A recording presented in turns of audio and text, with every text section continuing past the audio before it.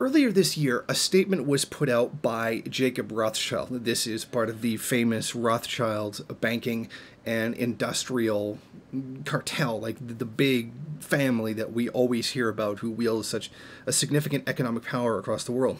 Now, what they have is the Rothschild Investment Fund, and in their half-year results commentary, they take issue with some of the things that U.S. President Donald Trump has been doing that has been causing destabilization of society. Largely, they point to the U.S.-China trade war, the Eurozone crisis, and a lot of these problems are putting the global order, the stability of the global economy at risk. It says, in 9/11 and the 2008 crisis, the powers of the world worked together with a common approach. Cooperation today is proving much more difficult. This puts at risk the post-war economic and security order. In these circumstances, our policy is to maintain our limited exposure to quoted equities and to enter into new commitments with great caution.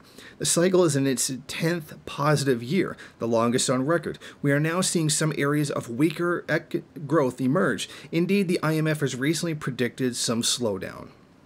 Now, along with dealing with the trade issues that have been caused by U.S. President Donald Trump and his adherence to these steel and aluminum tariffs that have not just harmed other countries, but have significantly harmed the United States as well, and it's cost the U.S. economy over $1 billion in profits as a result of this crusade he seems absolutely intent upon going on.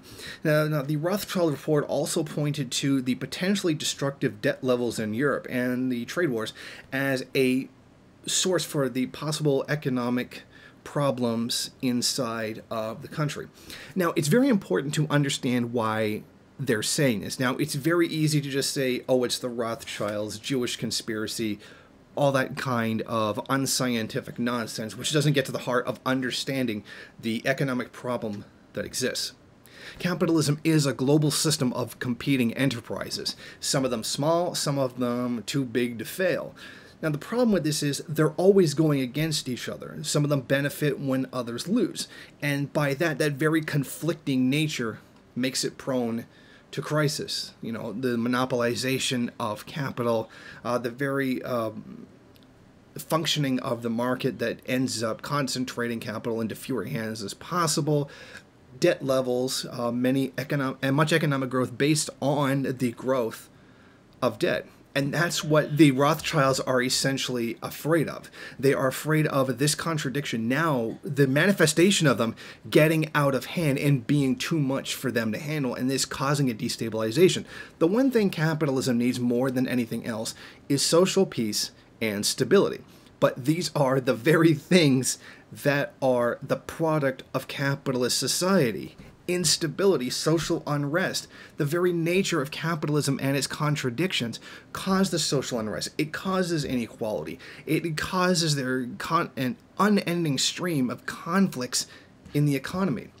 It's interesting to look at them lament the very thing that which makes capitalism what it is, cutting into their profits and making things difficult for them and causing them so much worry. And it really points to the insane nature of capitalism itself, that they'll sit here and lament and argue over the destruction of their own system, which is completely and honestly, blatantly built right into the very system itself.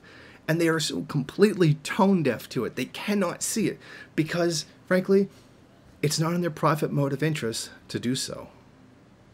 Thank you for watching. If you like this program, then please head over to my Patreon page and set up a monthly donation. It's your donations that keep this program running. Also, if you would like, please rate, comment, subscribe, and share in various social media.